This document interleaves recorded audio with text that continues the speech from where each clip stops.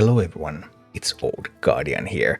The nerfs and buffs are coming tomorrow, and the one that has been speculated the most is this one right here, the symbol of Death Knight. And this is how Blizzard has clarified what that means.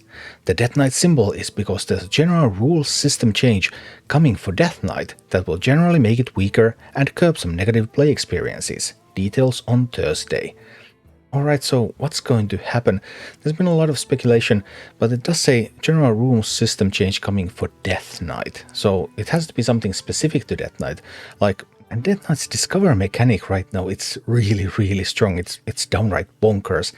But it cannot be a general change to how Discover functions, because it says change coming for Death Knight. So that leaves basically two areas. There's the hero power, something could change with Death Knight hero power, or something could change with the way their rune system works, or maybe something with rune system and Discovers. However, I decided to run some numbers, and I noticed that if you limit the Discovers by the rune system, you might actually end up buffing Death Knight. Because this is the current Death Knight spell pool. We have Frost, we have 7 spells overall, just 7 spells. Then Unholy, Unholy has 11 spells, Blood has 9 spells, there are 2 spells with no runes in them, and then there's 1 rainbow spell, which is the Cinematic Necrotic Explosion.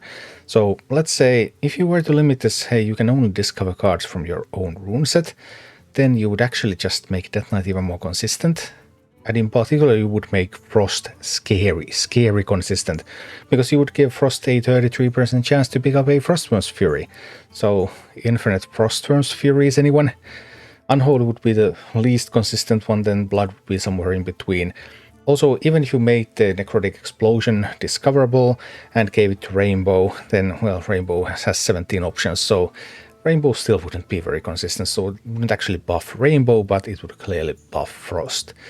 So I don't think they're going to make it so that you can only discover from your own rune pool, because that would be quite a disaster. Another popular suggestion has been that, hey, let's just leave the triple rune cards out there, Frostworm's Furies and stuff, they're just too strong. Okay, well, you could do that, then Death Knight would have 25 remaining spells in the pool for spell discovers, 12% to gain a specific spell, and it would cut the most powerful outcomes as well. And yeah, likewise, you could also change it so that you can't discover double runes and triple runes. You could cut down the pool and leave out the most powerful outcomes from the pool, and yes, that would indeed make Death Knight weaker. But what would really be the rationale behind such a move? That would seem a little bit arbitrary. Also, there's been suggestions that, hey, what if it's like arena style, micro adjustments? You just change the probabilities of gaining those, and you would do that for Death Knight alone. That would also seem really weird.